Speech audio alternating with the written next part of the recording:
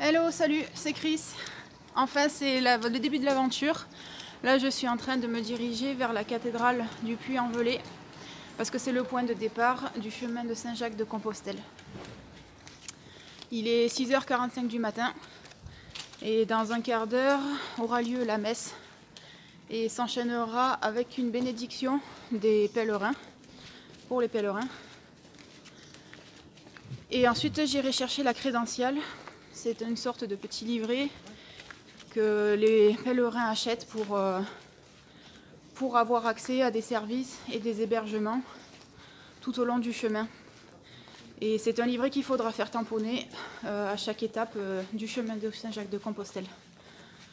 Là, je ne sais pas si je vais pouvoir filmer à l'intérieur de l'église.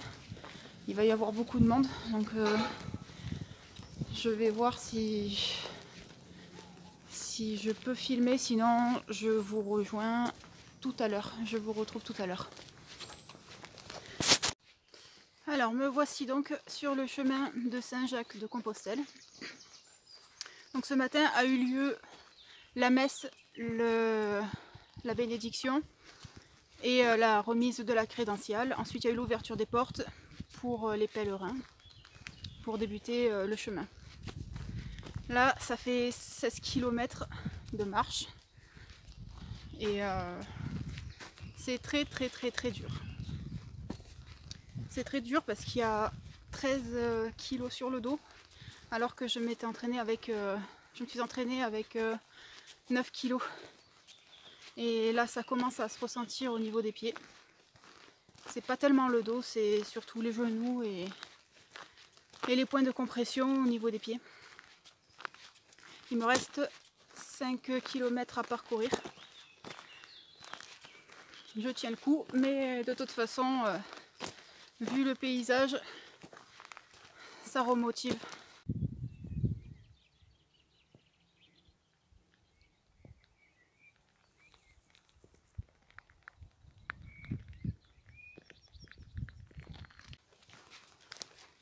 Alors, pour la petite histoire de Saint-Jacques-de-Compostelle,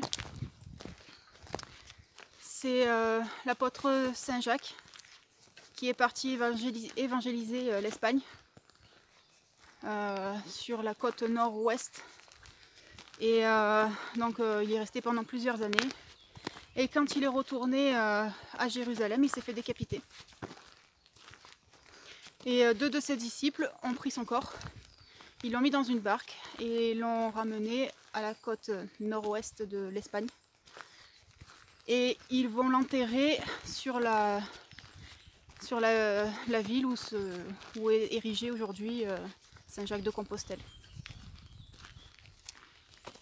Ensuite, en l'an 900, c'est le roi des Asturies, Alphonse II, qui a entendu dire que le tombeau de Saint-Jacques a été retrouvé.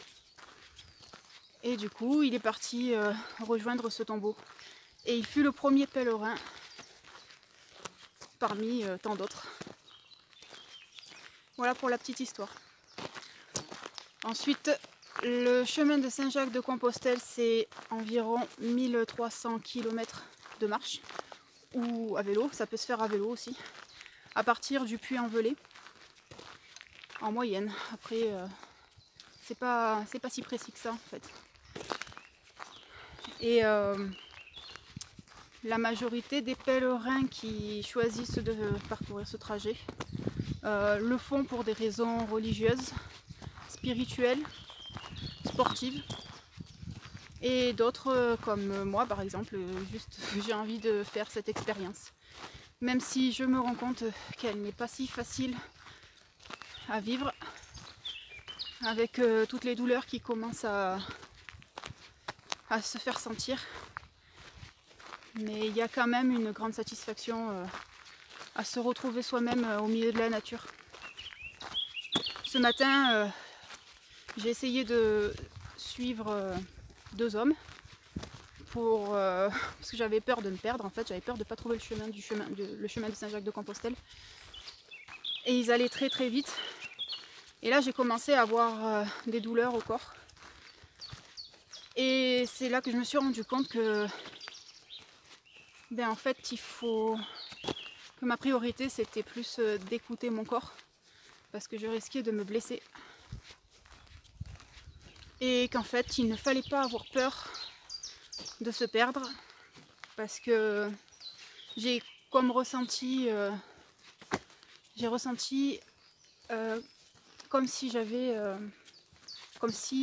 la terre était chez moi, et donc je n'avais aucune raison d'avoir peur de me perdre, puisque il n'y a pas d'inconnu. Donc j'ai lâché prise, et forcément les deux hommes m'ont semé. Là je suis toute seule au milieu du chemin, mais j'ai confiance. Voilà pour la petite histoire, et je vais rejoindre Saint-Privat d'Allier dans encore peut-être 4 km. Et là il va falloir trouver un endroit pour poser la tente, et aussi un point d'eau pour boire et me laver. Donc c'est pas encore gagné. Je vous dis à tout à l'heure. Coucou, ça y est, enfin je suis arrivée à la première étape du chemin de Saint-Jacques-de-Compostelle à Saint-Privat d'Allier. J'ai d'ailleurs pu faire tamponner la crédentiale, qui est une preuve de mon passage dans le village.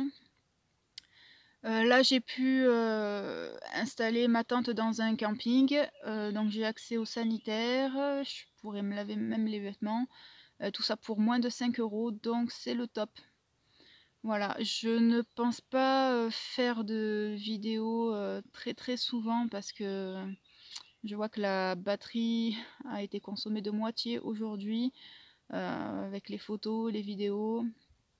Voilà, donc j'essaierai d'en faire le moins possible, parce que c'est important aussi de garder un peu de batterie pour communiquer en cas d'urgence. Ensuite, pour faire le bilan de cette journée, je suis assez satisfaite, même si elle a été très douloureuse pour moi. Et je pense que les douleurs vont se faire ressentir encore une bonne semaine. Voilà. Donc, il faudra faire avec.